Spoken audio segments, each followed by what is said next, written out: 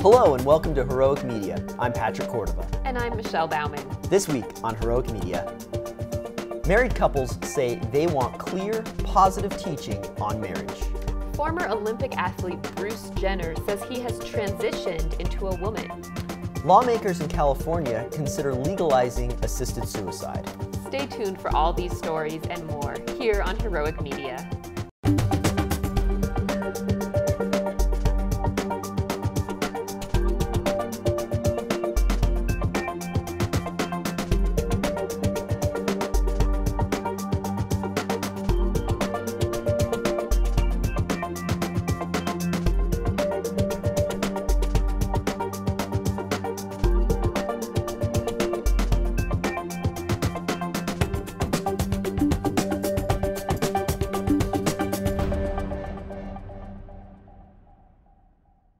So here at Heroic Media, we discuss news headlines that deal with family, marriage, and life issues.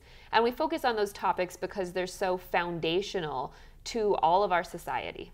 That's right. And oftentimes the stories that we'll cover will be about abortion, euthanasia, embryonic stem cell research, human cloning, and homosexual marriage. Exactly. All right, so what's our first story, Michelle? Thanks, Patrick. First for today. Ahead of this fall's synod in Rome, the U.S. bishops heard from married couples about the needs of families today.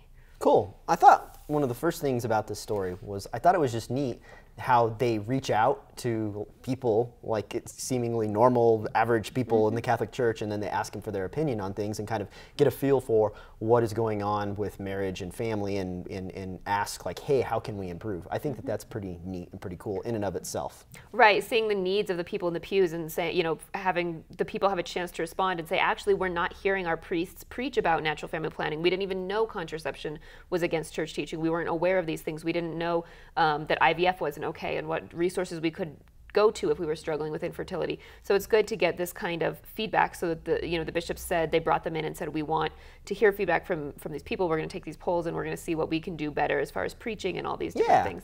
And I think this is really interesting. So to give a little bit of background for our viewers here, there have been two synods on the family. One took place this past fall, the other is scheduled for this coming fall. And there's been a lot of media hype around these suggestions that, hey, the church might change its teaching on same-sex marriage and divorce and remarriage and all these different things. Right. And so there's a lot of push for this, and we just trust that the Holy Spirit is guiding the church, and the church is not going to be led astray. There's been proposals for all kinds of things throughout the history of the church, but we really can sleep in peace at night knowing that the Holy Spirit is leading the church. Absolutely. I think that that's always important to remember, because there's always going to be some sort of, somebody in a position of trust, like a bishop or a priest or somebody that is going to say something due to whatever reason. It may be lack of formation, or just he's kind of fallen off the deep end, or whatever the deal is, right? And so I think we just have to remember and trust, like you said, in the Holy Spirit. God sent the Holy Spirit down into the church and said that it would, the Paraclete would be there, would guide us, and that the church is the pillar and foundation of truth, and so we can trust in what the church teaches on, particularly on moral teachings. That's what we can listen to the church and learn the truth. And so I think it's really important, especially in times like today, where there's so much dissension and so much confusion about things. And I like you already said, they go out, talk to people, get studies, and kind of say, hey, what is the deal? What can we do better? And like you were saying earlier, the word that I saw a lot of in this announcement, I guess, was communication was a big deal. And so in many different ways, but communication was at the root of how can we, marriage and families and, the interaction between priests and bishops and the lay people, how can that be improved? And communication was a big deal. And I think that's really important, because the church's teaching is clear. The church has set teachings about a lot of these moral issues, and it's not something, this isn't a democracy where it's up for a vote and it's up to be changed. It's set, but sometimes that's not always communicated well. Sometimes it's not explained well. And so I thought this was really interesting that one of these married couples, that what they said was, assure us that taking the risk to go against the culture will bring us joy. Talk with us frankly. that marriage is hard but worth the effort. They're not asking for the church to change or lighten up the teaching. They're saying, give us some clarity, give us some affirmation that we're on the right track, encourage us to take the difficult road, but show us that that's also the right road. Yeah, absolutely. And I think it was important also that they wanted to focus on joy, because what attraction do you have to other people in being in like a religion or any organization that you see a bunch of grumpy, sad people, unhappy really people, good point. right? I mean, and that's what the whole thing about, you know, the spirit of truth and the church and the sacraments and living a Catholic life is all about, is experiencing that joy. So I was glad to see that they had mentioned that. And some other recommendations that they had were they wanted to have better formation for couples before and during marriage life, and an increase in celebration of marriage as a vocation. And I thought those were two really interesting things, especially marriage today in society. People have such this different view and negative connotation. Like, I can't tell you how many guys that I hang around with are like, oh, you're getting married, you know, time to throw away your sex life, and, you know, everything's gonna be horrible, and blah, blah, blah. You know, there's all these negative stereotypes and bad things that people have to say about marriage. So I do think that that's, you know, focusing on the formation of couples and showing them how married life can really be loving and fulfilling and joyful. I think that is another good thing to focus on. Yeah, I think the best form of evangelization that we can carry out is just the joyful witness of our lives. Yep. For people to see that and say, wow, what do they have that I don't have? What is that joy? How do they get that? And it comes from our relationship with Christ. And so if we can show that, then that's better than any kind of preaching that we could do. Yep, absolutely. I completely agree. Yep. Coming up after the break, we'll hear from a moral theologian who will discuss Bruce Jenner. Stay tuned.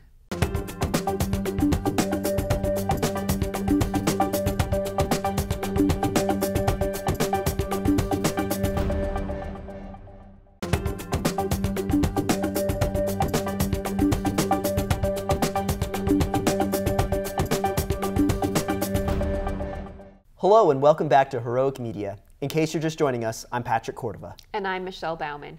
In our next story, transgenderism has dominated the headlines since Olympic champion and reality TV star Bruce Jenner announced that he was transitioning to become a woman. Wow, it's amazing how much attention this has gotten had. So much attention. It's just been all over the news. It has, and it's really kind of a hot topic, the whole gender identity issue and how to deal with it, and, you know, what people are saying about it. Absolutely, they're complex issues. They're complex issues, and I was able to talk with Dr. Christian Brugger, a moral theologian at St. John Vianney Theological Seminary in Denver. He was able to give us some really good insights, so let's take a look. Dr. Brugger, it's great to have you on the show. Thank you, Michelle. So, if a man undergoes a sex change, does he become a woman? This idea that a human being can undergo a sex change is one of the most noxious misconceptions of the decade. If we could undergo sex change, then perhaps a man could become a woman. But it's impossible for a person to undergo a sex change. So what ends up happening is a person undergoes a surgical mutilation of their body in order to remove or add body parts that aren't proper to themselves as human beings. And so they're not actually changing their sex. This is kind of based on the idea that this is something malleable and that maybe the gender is totally separate from the biological and the physical sex, the reality of it. Is that a flawed understanding? It's a very common misperception today, the idea that gender and biological sex are not in some ways intrinsically correlated, such that inside, psychologically, as Bruce Jenner said, I'm psychologically a female, even though my body is a male. But our gender, our sex runs down to the bottom of every cell in our body. And performing some sort of surgical procedure where I remove body parts or add body parts or flood my body with hormones doesn't change the fact that I'm a male or change the fact that I'm a female, if that's what my biology says.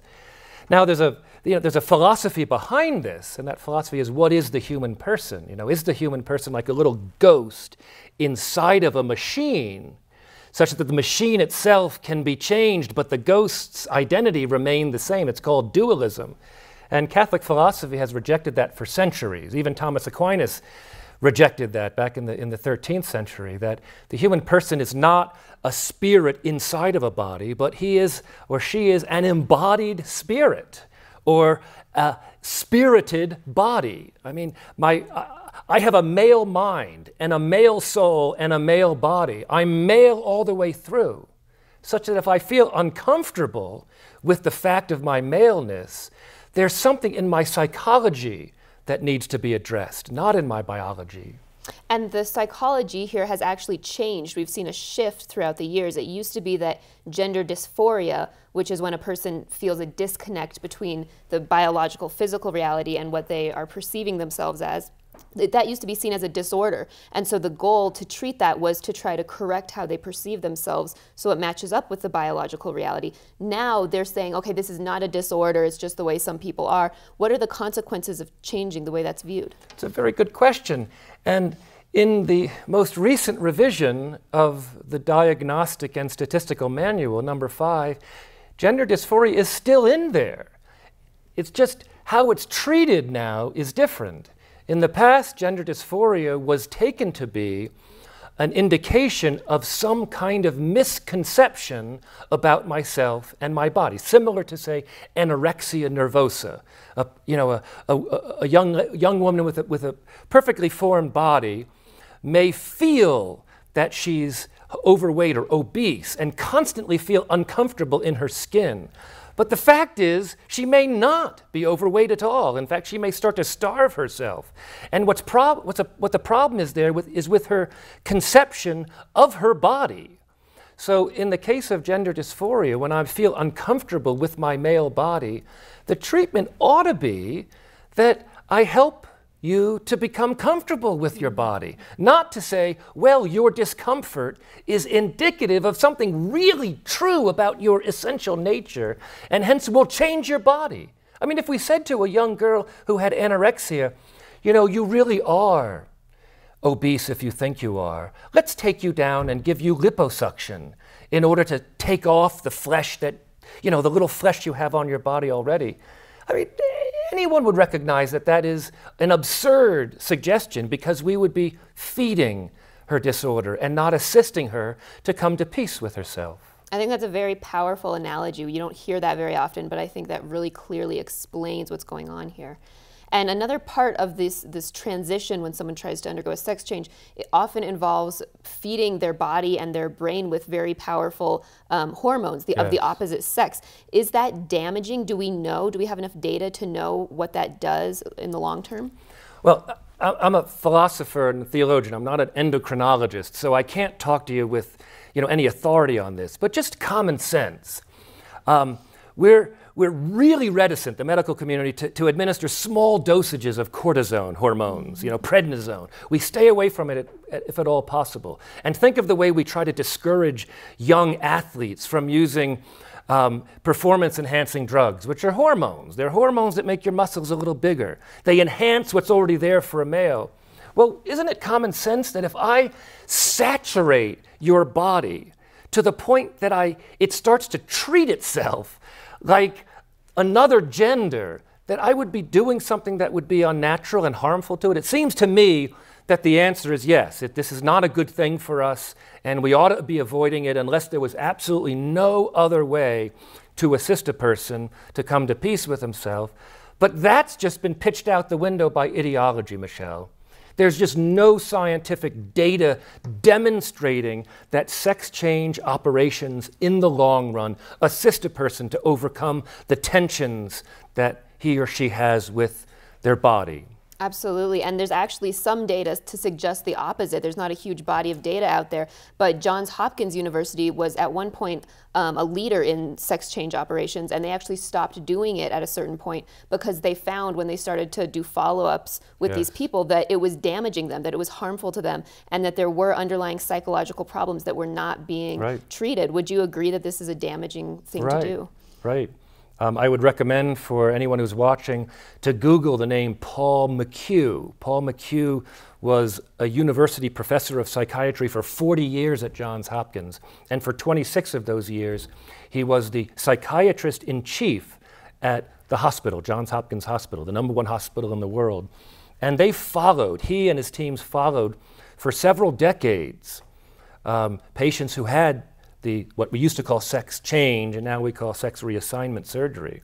And they stopped doing it in the 1970s because the evidence demonstrated that the conflicts the psychological conflicts that had given rise to the requests weren't being resolved by this surgery. So what they said they were doing is really helping these people to mutilate their bodies without bringing about any lasting restoration to their discomfort on the inside.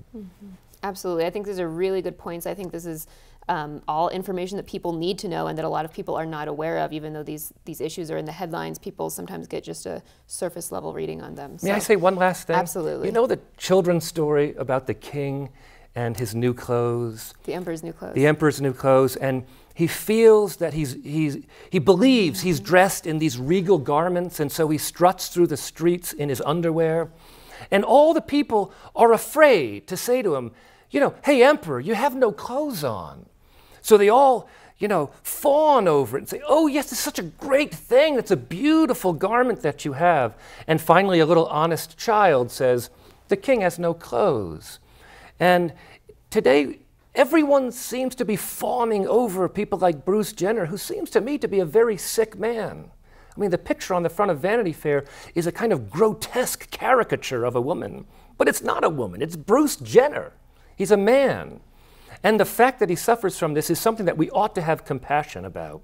And we ought to recognize, yes, this discomfort exists. But to call Bruce Jenner, what does he call himself now? Caitlyn. Caitlyn is like saying to the emperor, you have these new clothes on and they're beautiful. It's just denying what everybody seems to know in their gut, that something really disordered is going on here. I think that's another very powerful analogy. Thank you for that. You're welcome, Michelle. Thank you for joining us today as well. Happy to be here. It's a great discussion.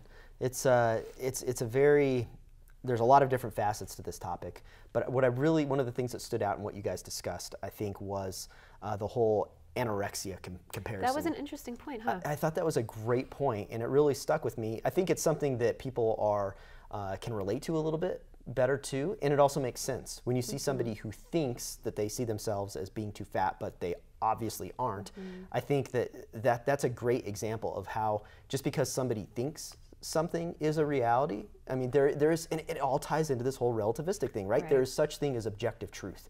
And I think that is why that example hits me especially, because objective truth exists, and that's a great example of how objective, you know, you can see objective truth. And just because somebody feels or thinks a certain way, our feelings and how we think doesn't necessarily make that an objective reality. It doesn't you know, mean that it agrees with an objective and the reality. loving thing to do for someone who is anorexic is to get them help so that their mind is able to reflect the reality of their body, and that's important, and that is the loving thing to do. The idea is not to put these people down or push them aside or belittle them, but to approach them with love and to approach them with the truth in love. That's how we can truly help them out. Absolutely. Yep. All right, stay tuned. We have one more story coming up after the break.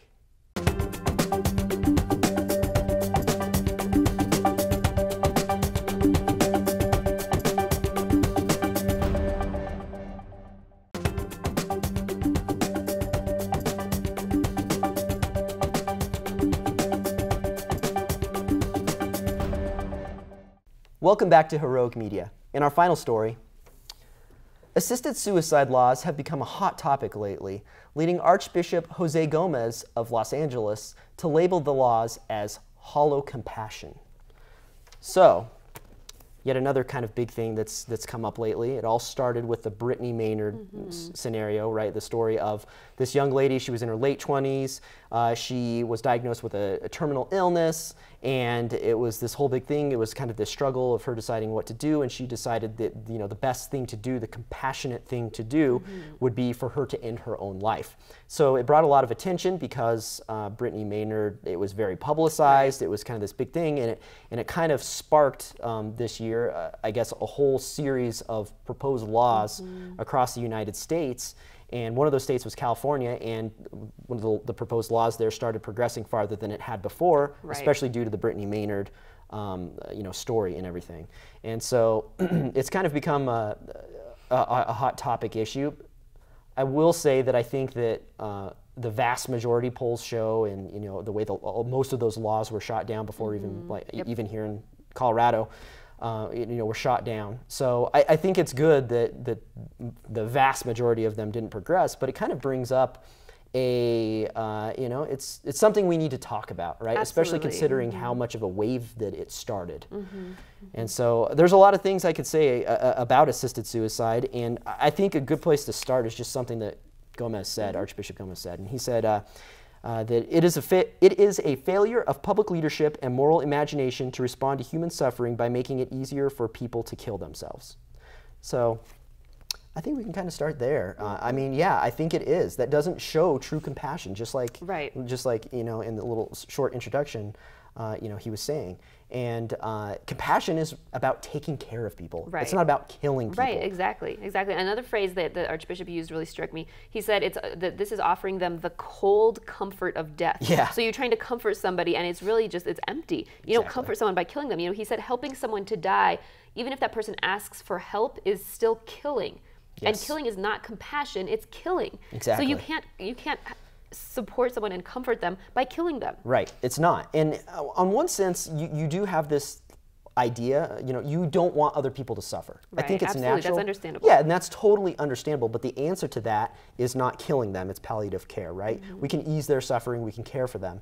And there's so many different facets of this. Some of them are Christian and some of them, ideals, like for instance, we rob the person of an opportunity for them to unite their suffering to the cross, right? And so pain and suffering has meaning. And Jesus Christ brought meaning to that pain and suffering. It has a redemptive value. Right. And we can unite that suffering to the cross, like St. Paul tells us. And so I think that we lose that aspect of it when we just say, oh, you should kill yourself.